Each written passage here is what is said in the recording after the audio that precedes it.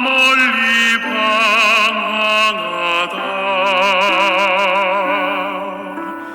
주 사랑 그리워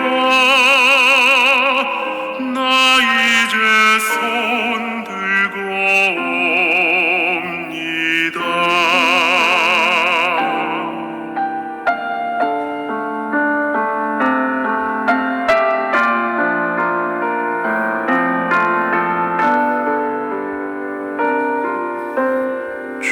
죄짐은 무겁고 내 힘은 약하오니 주께서 힘없는 나의 손 붙드시옵소서.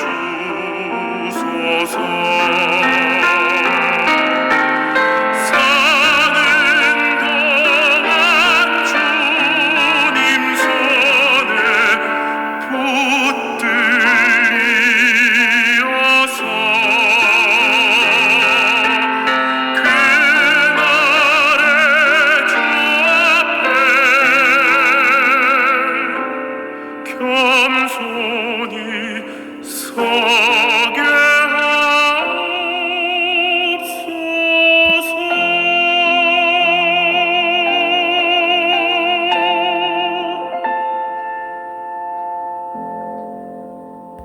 살아계신 하나님의 말씀은 룻기서 3장 5절로 11절 말씀이 되겠습니다. 룻이 시어머니에게 이르되 어머니의 말씀대로 내가 다 행하리다 하니라. 그가 타작마당으로 내려가서 시어머니의 명령대로 다 하니라. 보아스가 먹고 마시고 마음이 즐거워 가서 곡식단 더미의 끝에 눕는지라. 룻이 가만히 가서 그의 발치 이불을 들고 거기 누웠더라. 밤중에 그가 놀라 몸을 돌이켜 본즉 한 여인이 자기 발치에 누워 있는지라. 이르되 네가 누구냐 하니 대답하되 나는 당신의 여종 룻이오니 당신의 옷자락을 펴 당신의 여종을 덮으소서. 이는 당신이 기업을 물을 자가 됨이니이다 하니 그가 이르되 내 딸아 여호와께서 내게 복 주시기를 원하노라. 네가 가난하건 부하건 젊은 자를 따르지 아니하였으니 네가 베푼 인애가 처음보다 나중이 더하도다. 그리고 이제 내 딸아 두려워하지 말라. 내가 네 말대로 네게 다 행하리라. 네가 현숙한 여자인 줄을 나의 성읍 백성이 다 아느니라. 아멘. 성경에 타작마당이라는 말이 본문 6절에 한 번을 포함 구약의 32회, 신약의 2회, 합 34회 기록되었습니다. 타작마당의 국어 사전적 뜻은 곡식의 나달을 줄기에서 떨어내는 일을 하는 마당이라고 쓰여 있습니다. 타작마당은 콩이나 깨 등 익은 곡식단을 가져다가 도리깨질하거나 긴 막대기로 두들겨 곡식의 나달을 줄기에서 떨어내어 알곡과 쭉정이를 가리는 장소를 말합니다. 영적으로 타작마당은 고통의 장소요 심판의 장소를 뜻합니다. 콩이나 깨 등 익은 곡식단을 가져다가 돌이 깨질하거나 긴 막대기로 두들겨 그 곡식단에 붙어있는 나달을 떨어내야 하는데, 그러려니 얻어맞는 땅이나 곡식단이나 두들기는 도리깨나 긴 막대기가 고통을 받고 타작하는 사람도 알곡과 쭉정이를 가려 곡간과 아궁이로 옮기는 중에 티끌이 바람에 날려들어 눈과 귀와 코와 입, 몸속에까지 들어가 괴로움이 큽니다. 그래서 영적으로 타작마당은 고통의 장소요 심판의 장소라는 말씀입니다. 오늘은 하나님을 잘 믿어 물질의 축복받아 살던 하나님은 왕이시다 라는 이름 뜻을 가진 엘리멜렉과 기쁨이라는 이름 뜻을 가진 나오미 부부의 집안 이야기를 중심으로 타작마당에서 생긴 일이라는 제목으로 은혜를 나누시겠습니다.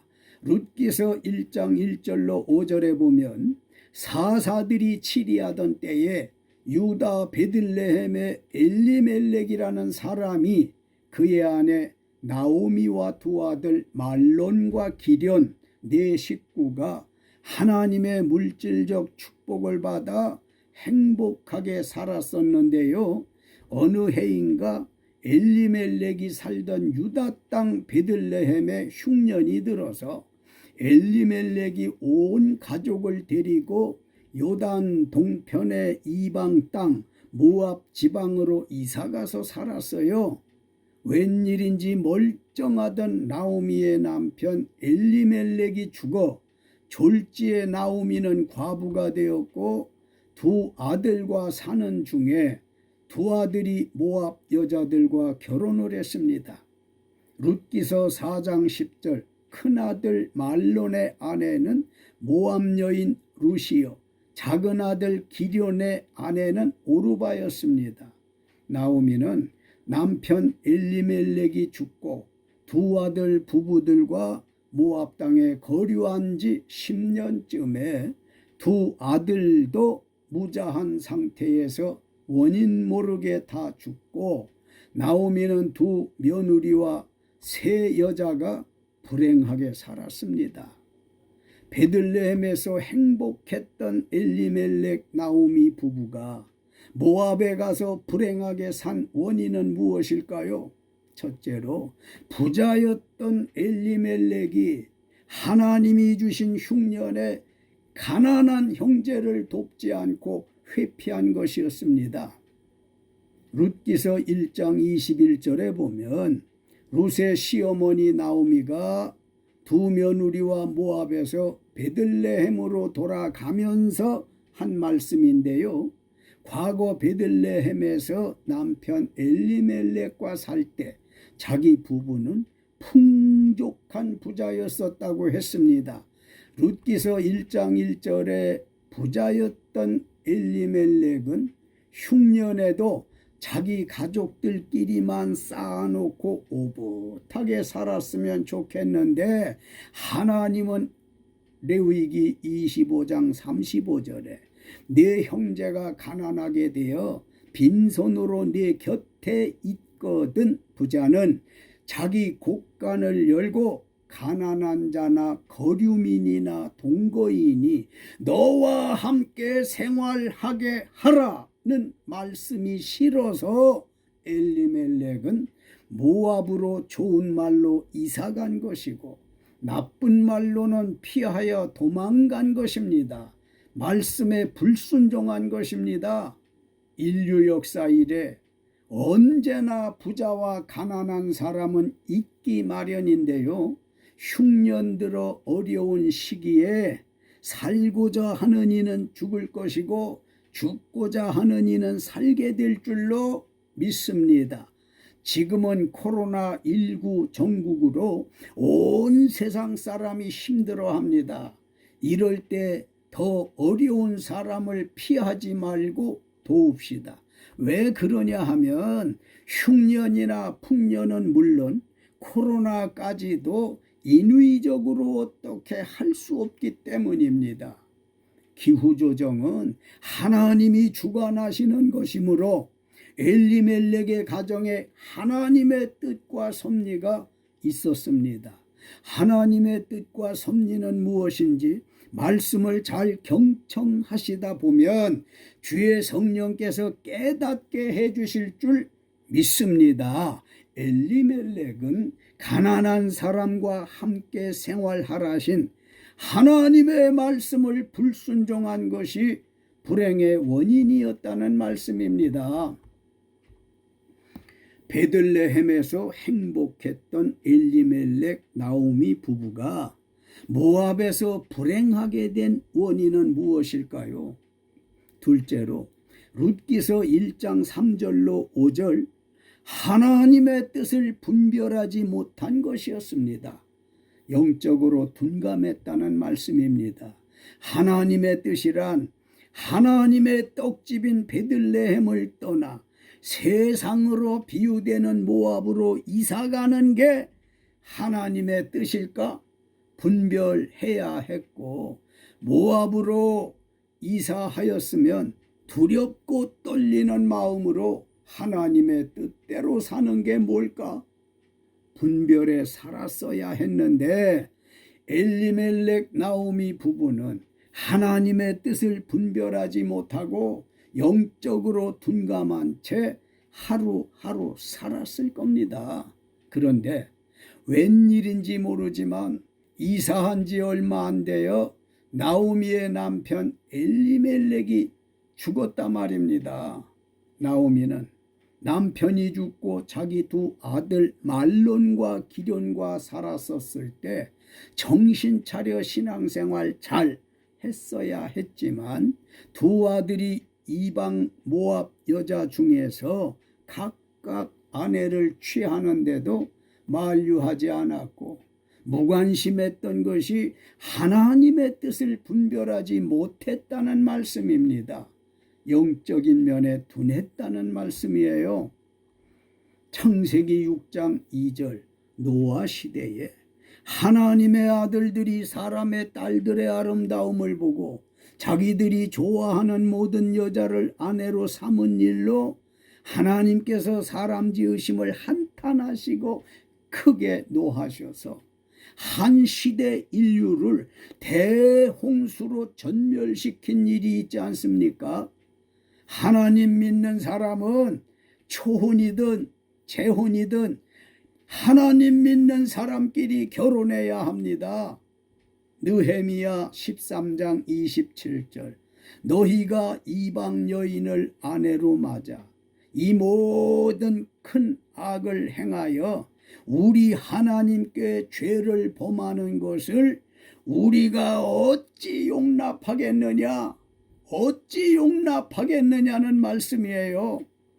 하나님의 물질 축복받아 잘 살던 엘리멜렉 가정이 졸지에 불행하게 된 원인은 전에는 엘리멜렉이 흉년이라고 자기 가족만 생각하고 가난한 형제를 돕지 않고 피한 것이라면 후에는 두 아들이 하나님 믿지 않는 여자들과 결혼한 것이 원인이었다고 믿습니다. 나오미가 모압에서 불행의 원인을 깨닫고 어떻게 했는지 아십니까? 베들레헴으로 돌아갔습니다. 회개했단 말씀입니다. 모압과 베들레헴이라는 단어가 나오는데 그 의미를 알고 들으시면 더 은혜로우실 줄 믿습니다. 베들레헴은 하나님의 떡집이라는 뜻으로 밝음과 믿음과 은혜와 축복이 있어 천국 같은 곳이고요. 모압은 아버지의 소생이라는 뜻으로 어둠과 불신과 심판과 저주가 있어 지옥 같은 곳입니다. 모압이 아버지의 소생이라는 말은 무슨 말씀인가요? 모압은 믿음의 조상 아브라함의 조카 롯이 자기의 맏딸과 동침해서 낳은 아들 이름입니다. 엄청난 죄악의 지명과 인명이 아닐 수 없습니다. 모압이라는 이름이 그렇다는 말씀이에요. 나오미는 하나님의 떡집이라는 베들레헴에서 은혜 생활하다가 아버지의 소생이라는 모압 세상으로 가서 살 때 당한 재앙이 얼마나 크고 부끄러운 것을 깨닫고 다시 하나님의 품인 베들레헴으로 돌아갔다는 말씀입니다.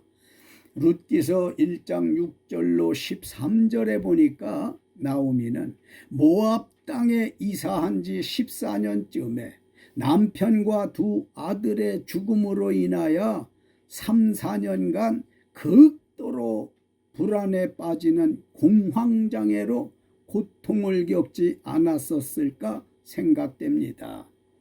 즐거움이 메마른 하나님 없는 모압 땅에서 하루하루 장래가 불투명한 삶을 살기보다는 두 며느리를 각 친정으로 돌려보내고 하나님 계시는 베들레헴으로 가서 전처럼 은혜 생활하고자 고민 중에 듣자 하니 여호와께서 자기 백성을 돌보시사 베들레헴에 풍년을 주셨다는 소문을 듣고 살고 있던 모압 지방에서 두 며느리와 함께 하나님의 떡집이라는 베들레헴으로 돌아가는 길에 나오미는 두 며느리에게 신랑 없이 사는 너희들 얼마나 마음이 아프겠니? 나는 젊은 너희들 바라보고 생각할 때마다 가슴이 저린다는 말로 위로 격려하면서 너희는 각기 너희 친정으로 돌아가 좋은 남자 만나 행복하게 살아라. 진실로 권고하고는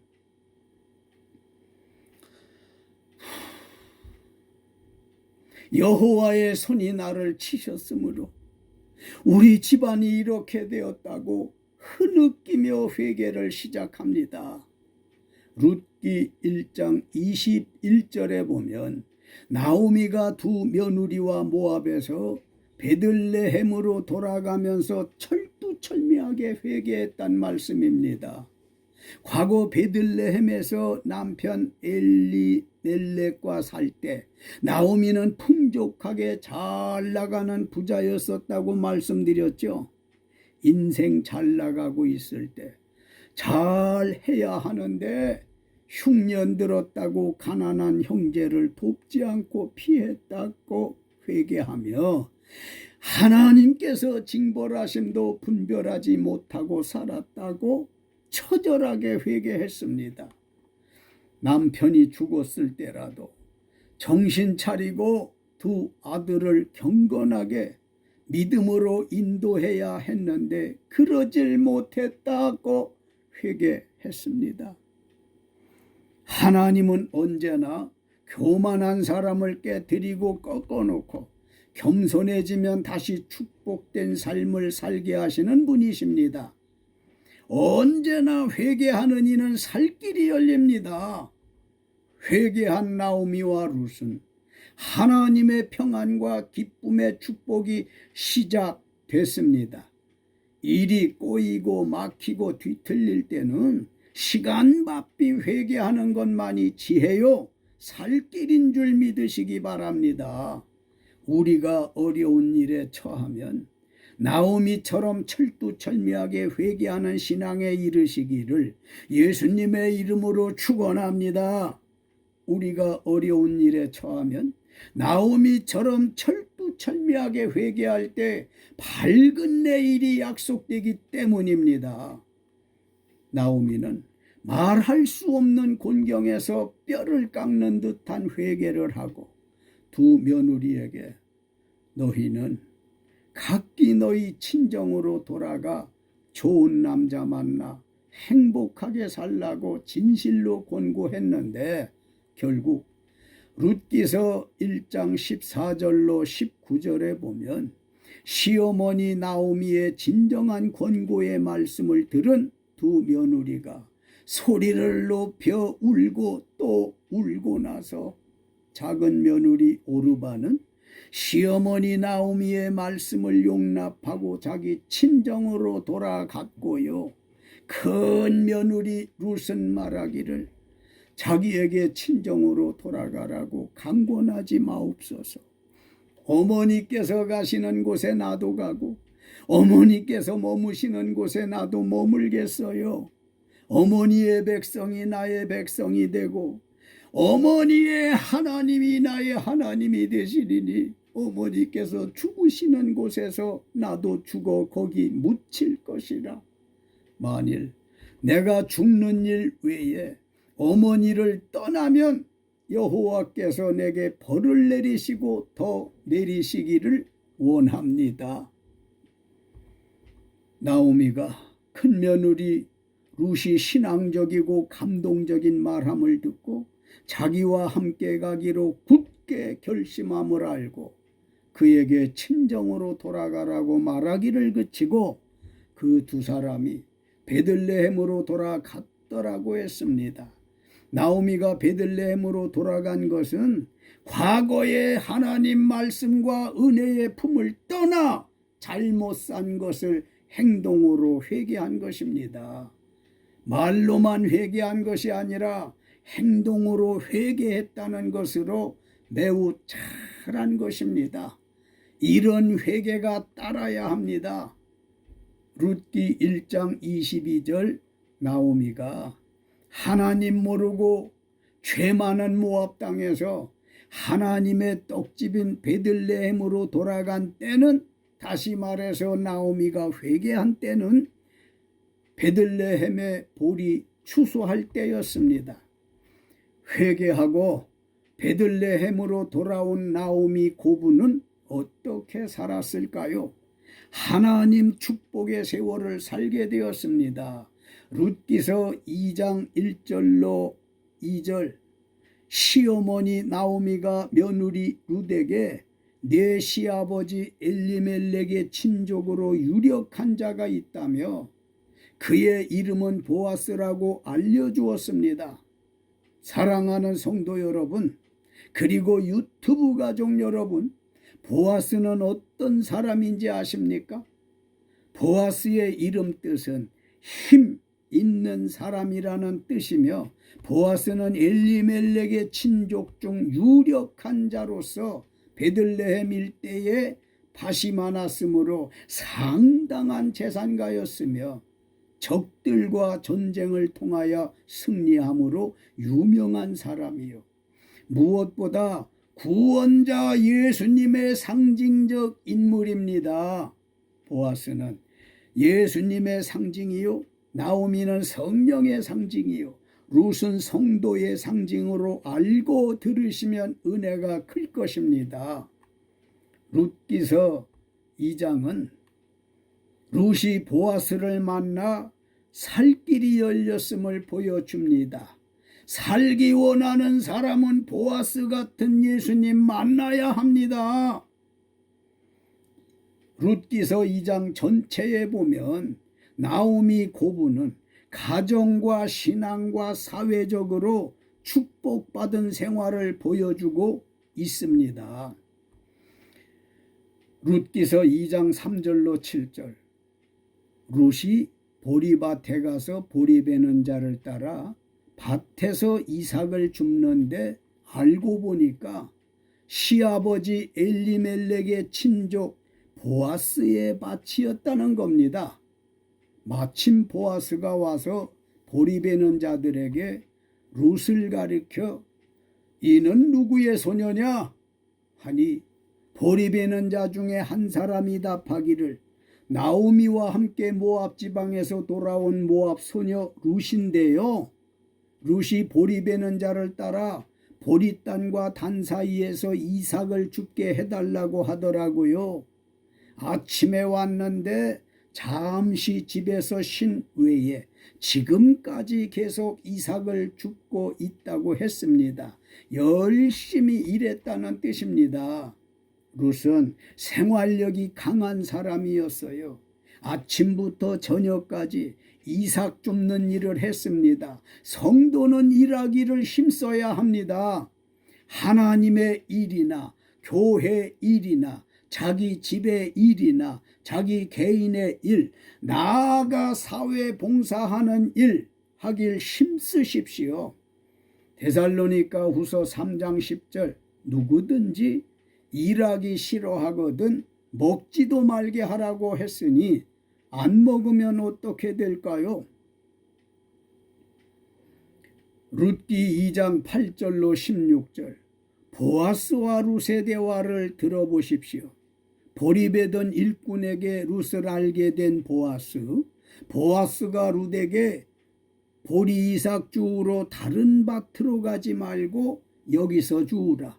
자기 밭에서 주우라는 것입니다. 목이 마르거든 소년들이 길어다 놓은 물을 마시라고 크게 호의를 베풀자. 룻이 보아스에게 엎드려 얼굴을 땅에 대고 절하며 나는 이방 여인이거늘 당신이 어찌하여 내게 은혜를 베푸시며 나를 돌보십니까? 라고 했죠.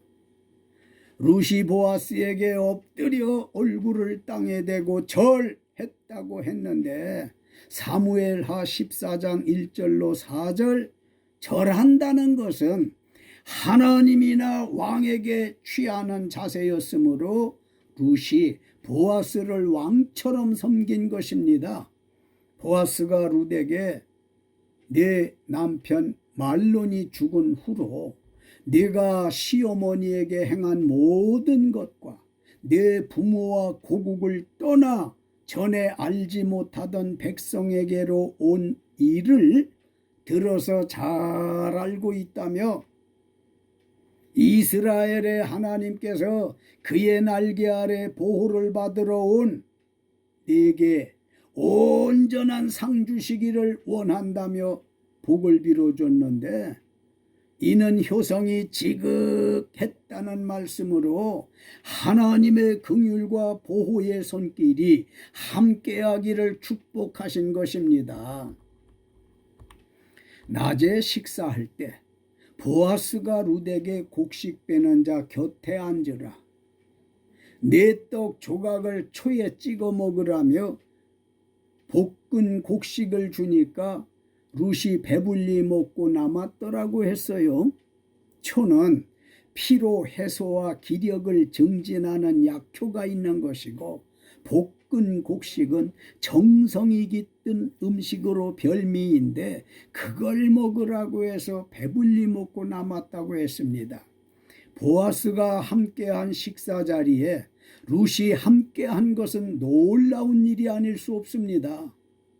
룻에게 내 떡 조각을 초에 찍어 먹으라는 것과 볶은 곡식을 먹게 한 것은 보리 이삭 주어다 보리밥이나 보리죽을 먹고 살던 룻에게는 상상할 수 없는 최고의 대우였습니다.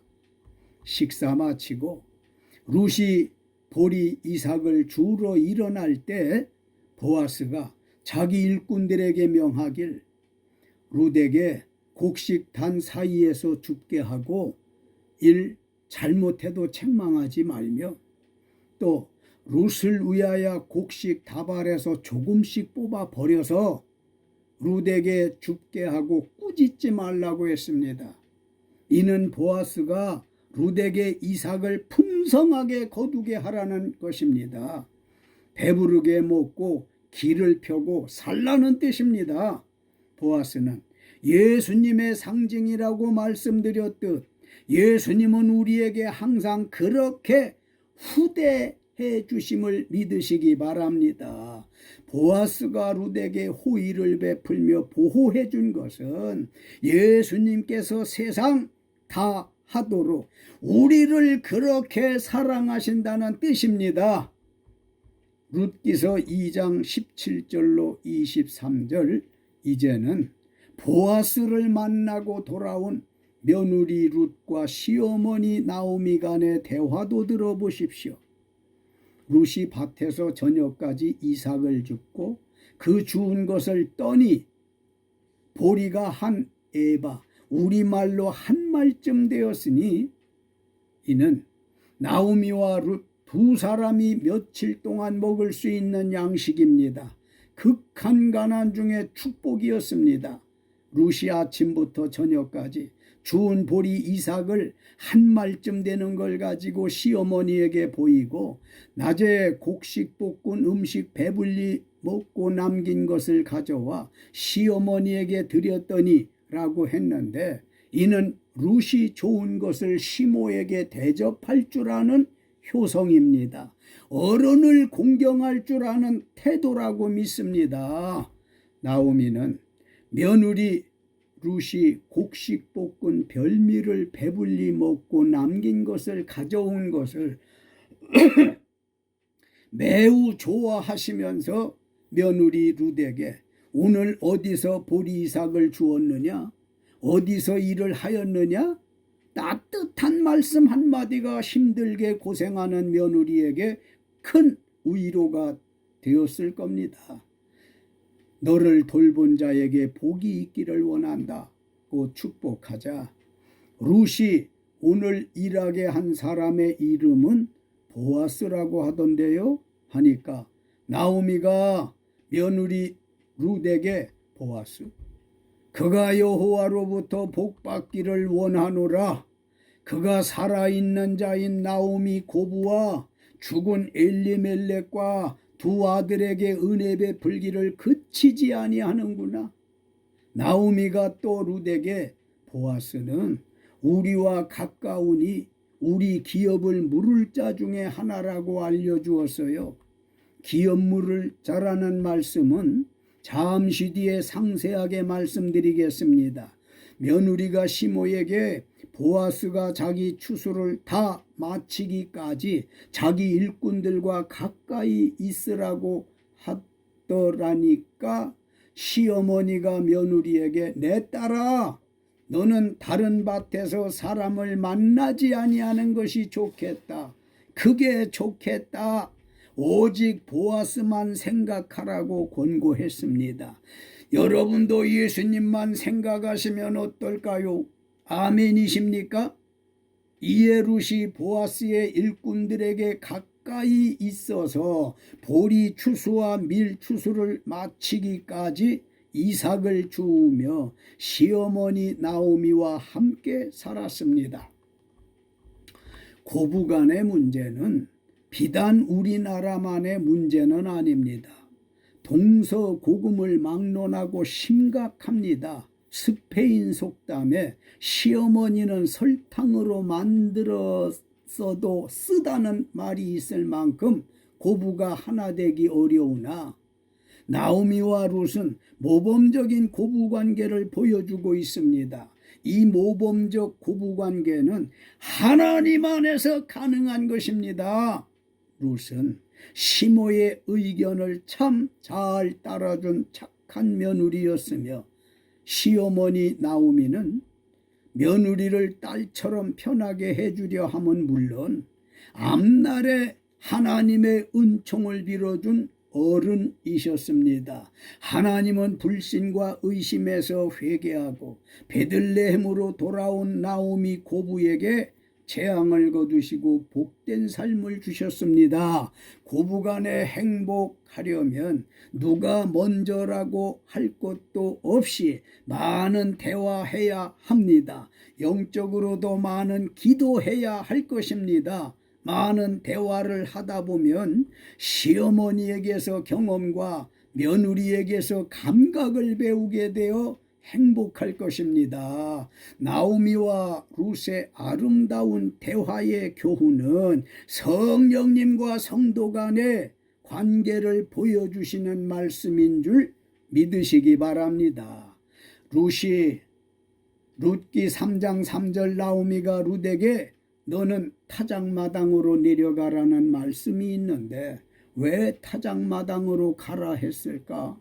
이스라엘 사람 나오미는 모압 여자 룻을 며느리로 만났지만 안타깝게도 두 사람이 과부가 되었는데 모압에서 베들레헴까지 어머니 하며 따라와서 생계를 도와주며 믿음을 배우는 며느리가 예뻐서 룻기서 3장 1절 나오미가 룻을 위하여 안식하게 하고 복되게 살게 하려고 타작마당으로 내려가라 한 것입니다.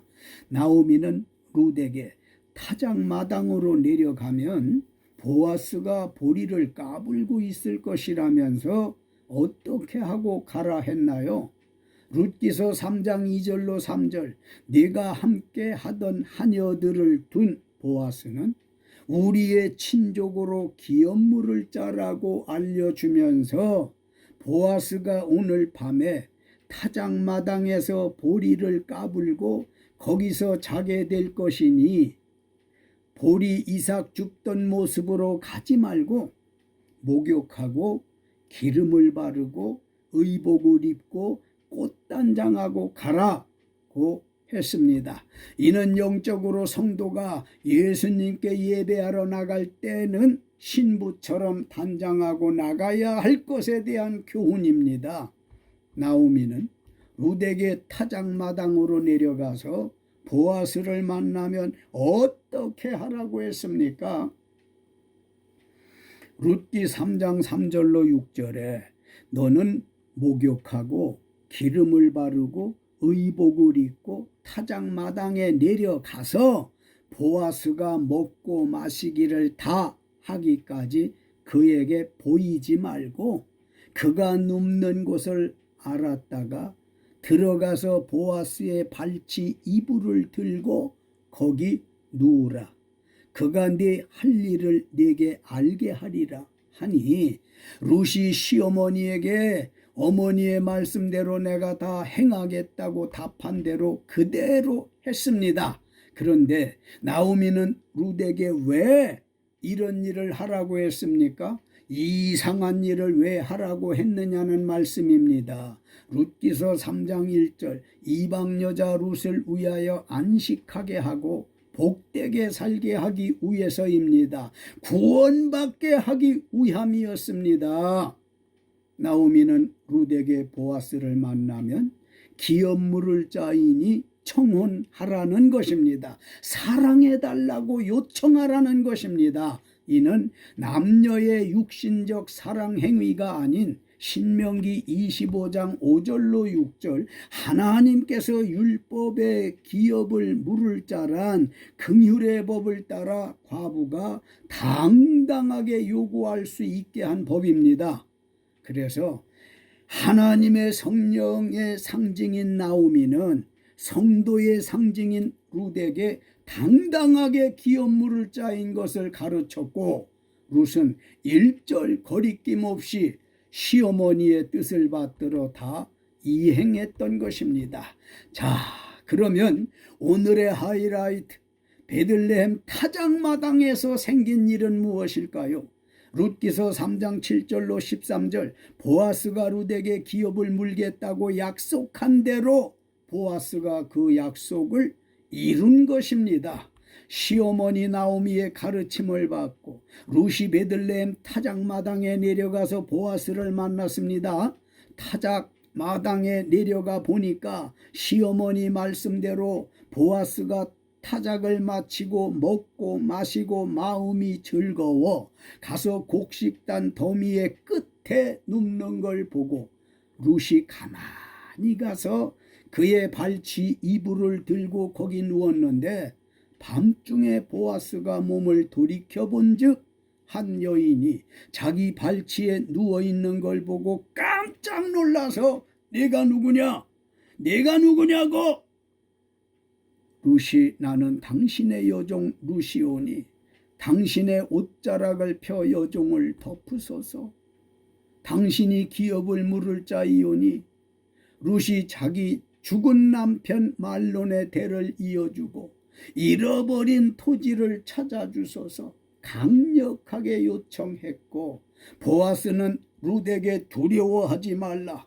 내가 네 말대로 네게 다 행하리라 참으로 나는 기업을 물을 자이나 기업 물을 자로서 나보다 더 가까운 사람이 있으니 그가 기업을 물면 좋으나 만일 그가 기업 물을 자의 책임을 내게 이행하기를 기뻐하지 아니하면 여호와의 살아계심을 두고 맹세하노니 내가 그 기업 물을 자의 책임을 내게 이행하리라는 약속을 했습니다. 그러면 기업 무르기라는 게 뭘까요? 기업 무르기는 하나님께서 모세 시대의 이스라엘 백성 중 아들 없는 과부를 위한 긍휼의 율법이었습니다. 율법에 아들 없는 과부는 재산권이 끊어져서 재산을 소유할 수 없었고요. 재산 증식도 할 수 없었습니다. 그래서 하나님께서 한시적으로 기업 무르는 방법과 기업 무를 자에 대한 말씀을 주셨던 것입니다. 기업 무르기라는 것은 아들 없이 죽은 남편이 살았을 때 토지를 팔았거나 잃어버렸을 경우 과부의 아들에게 물려주는 것과 아들 없이 죽은 남자의 아내 과부가 남편의 친형제나 친족 중 기업 물을 자와 성관계해서 아들을 낳아 죽은 남편의 이름이 그의 형제 중과 이스라엘의 성문에서 끊어지지 않게 하는 것이 기업 무르기입니다. 지금 나오미의 며느리 룻에게는 아들이 없는 과부였기에 기업 물을 자가 필요합니다.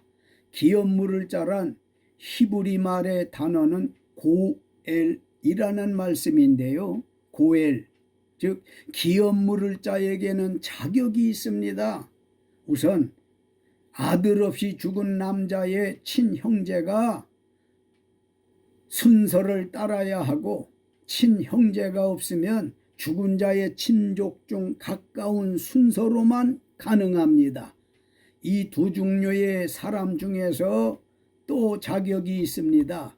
우선 돈이 많아야 하고 다음에는 돈만 많아서 되는 것이 아니라 희생적인 성품이 있어야 합니다. 돈이 없거나 희생심이 없으면 기업 물을 자격이 없어요. 돈과 희생심 둘 중 한 가지만 있어도 기업 무르기는 성사되지 않습니다. 룻기서 3장 12절로 13절 룻이 보아스에게 기업을 물으라니까 보아스가 기업을 물긴 물 것인데 자기보다 앞순이자가 있다고 앞순이자가 기업을 물지 않겠다고 하면 보아스 자기가 기업을 물겠다고 한 것이 좋은 예가 됩니다. 보아스는 룻의 죽은 남편 말론의 형제는 아니었고 말론의 아버지 엘리멜렉의 친족이었습니다. 과부 나오미는 손자 없이 죽은 아들 룻의 남편의 잃어버린 토지 무르기 방법을 성경에서 찾았습니다. 룻기서 3장 1절 나오미는 이방 며느리 룻을 안식하게 하고 복되게 하려고 즉 구원받게 하려 기업을 물려는 것입니다. 나오미는 이스라엘에는 남편과 재산을 잃은 여성들을 위하여 하나님이 주신 율법이 있다고 하며 그 권리를 행사했습니다. 레위기 25장 24절로 25절 너희 기업의 온 땅에서 그 토지 무르기를 허락할지니 만일 네 형제가 가난하여 그의 기업 중에서 얼마를 팔았으면 그에게 가까운 기업 물을 자가 와서 그의 형제가 판 것을 물을 것이요. 이 말씀은 되찾을 수 있다는 말씀이기에 룻기 4장 10절 돈 많고 희생심 강한 친족 보아스가 물러 주었습니다. 할렐루야. 이를테면 토지를 잃어버렸던 걸 찾아주거나 사주었다는 말씀입니다. 보아스가 토지기업 무르기를 해주었으나 즉 땅을 찾아주었어도 과부는 그 땅을 소유할 수 없어요.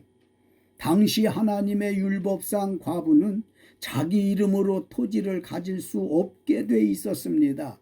나오미의 며느리 룻이 토지를 소유하려면 죽은 남편 말론의 아들이 있어야 했는데 아들이 없었지 않았습니까? 고엘의 법이 온전히 성사되려면 땅만 찾아주어서 안 되고 아들도 찾아주어야 합니다. 과부 나오미는 잃어버린 아들 물으기 방법도 성경에서 찾았습니다. 하나님을 믿는 사람은 삶의 모든 문제의 답을 성경에서 찾아내야 하고 성경의 가르침을 따라야 할 것입니다. 신명기 25장 5절로 6절. 형제들이 함께 사는데 그중 하나가 죽고 아들이 없거든 그 죽은 자의 아내는 나가서 타인에게 시집가지 말 것이요 그의 남편의 형제가 그에게로 들어가서 그를 맞이하여 아내로 삼아 그의 남편의 형제된 의무를 그에게 다 행할 것이요 그 여인이 낳은 첫 아들이 그 죽은 형제의 이름을 이어서 그 이름이 이스라엘 중에서 끊어지지 않게 할 것이니라. 아멘. 5절에 아들이 없거든 이라는 말씀이 있죠. 아들이 없다는 말씀은 그 여인에게는 재산권이 끊어졌다는 말입니다.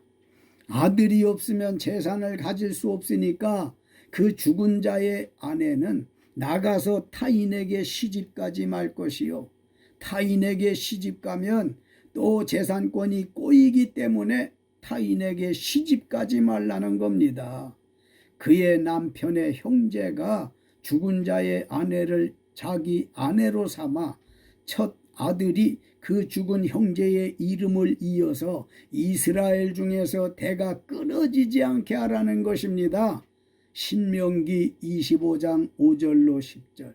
하나님께서 잃어버린 아들 무르기인 계대 결혼법을 한시적으로 주셨으나 지금은 해당 없습니다. 또다시 말씀드리지만 계대 결혼법이라는 것은 기업 물을 자라고 즉 고엘이라는 말씀입니다.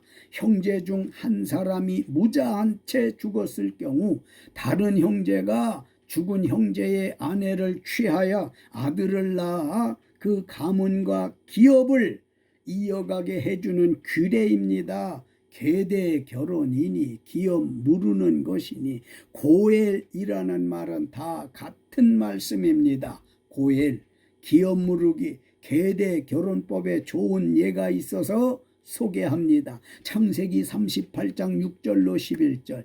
야곱의 넷째 아들이요 예수의 혈통인 유다의 가정 이야기가 나옵니다. 유다에게 아들이 셋이 있었습니다. 큰아들은 엘이고 둘째는 오난이고 막내는 셀라입니다. 유다가 큰아들 엘을 위하여 가나안 여자 다말을 며느리로 데려왔는데 엘이 여호와 보시기에 악함으로 여호와께서 그를 죽이셨습니다. 유다가 둘째 아들 오난에게 네 형수에게로 들어가서 남편의 아우된 본분을 행하여 네 형을 위하여 씨가 있게 하라고 했더니 오난이 그 씨가 자기 것이 되지 않을 줄 알므로 형수하고 성관계는 했으나 씨를 주지 않고 땅에 설정했다고 했는데 이는 고의로 피임한 것입니다. 오난이 형수에게 씨를 주지 않은 일로 여호와가 보시기에 악함으로 여호와께서 오난도 죽이셨습니다.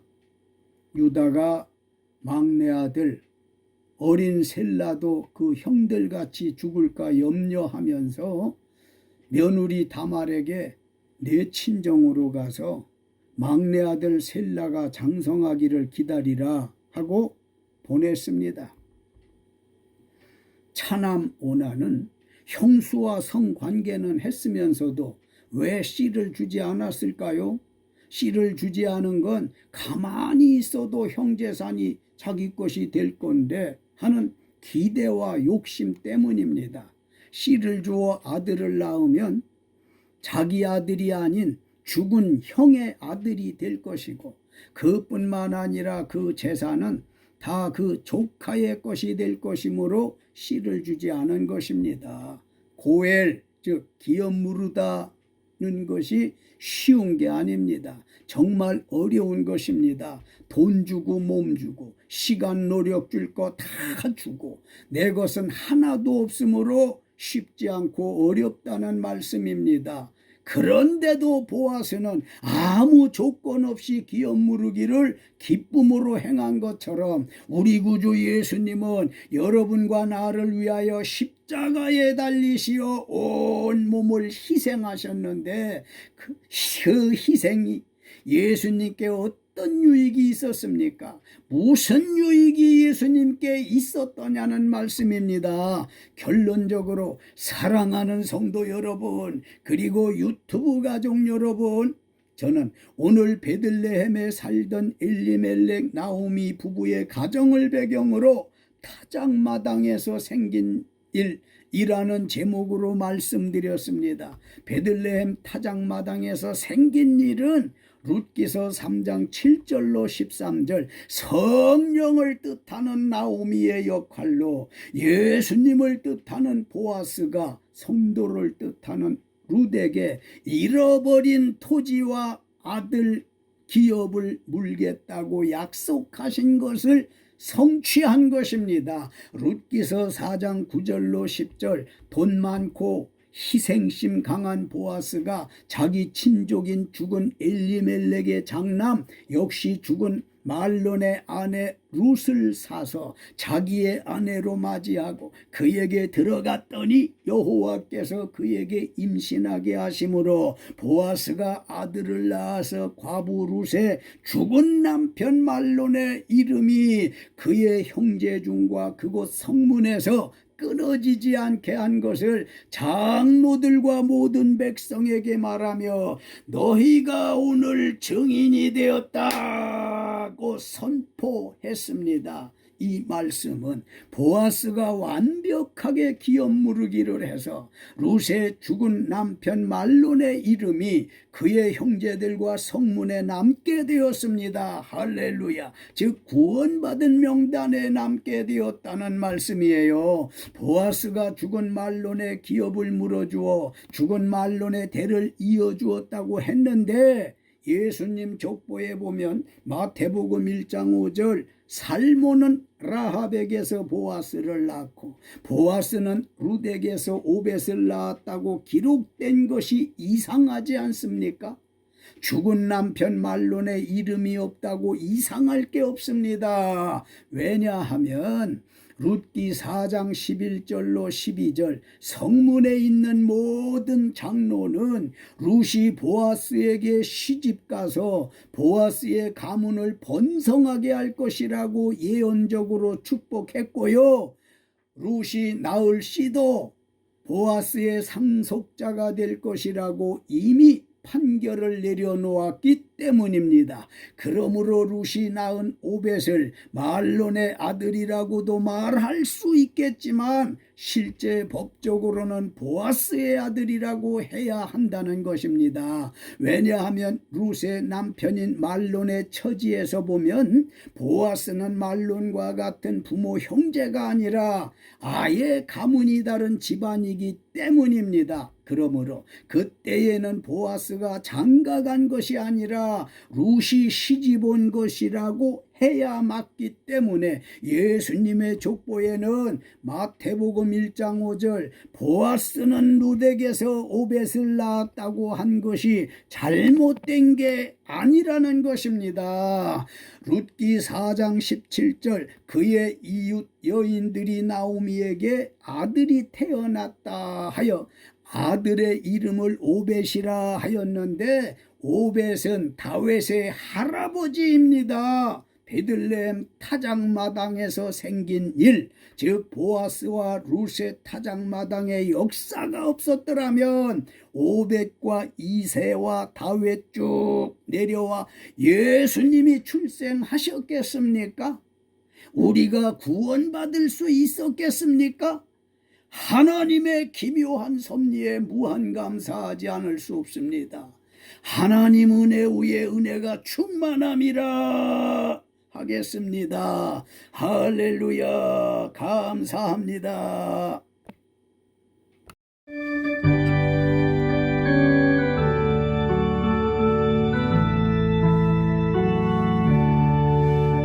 크신 하나님의 사랑 말로 다 형용 못하네. 저 높고 높은 별을 넘어 이 낮고 낮은 땅 위에 죄범한 영혼 구하려 그 아들 보내사 화목제물 삼으시고 죄 용서하셨네. 하나님 크신 사랑은 증량다 못하네. 영원히 변치 않는 사랑 성도여 찬양하세.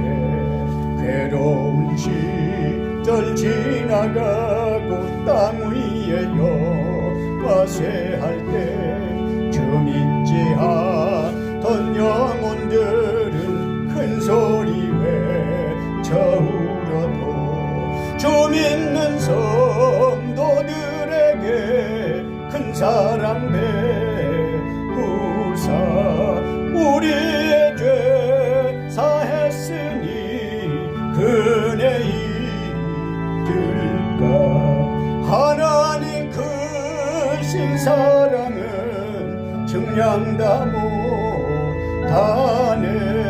영원히 변치 않는 사랑 성도여 찬양하세.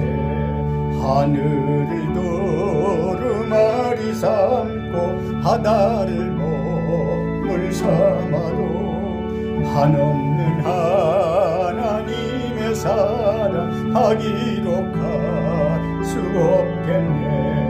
하나님의 크신 사랑 그 어찌 닿을까. 저 하늘 높이 쌓아도 채우지 못하네. 하나님 크신 사랑은 증량다 못하네. 영원히 변치 않는 사랑 성도여 찬양하세.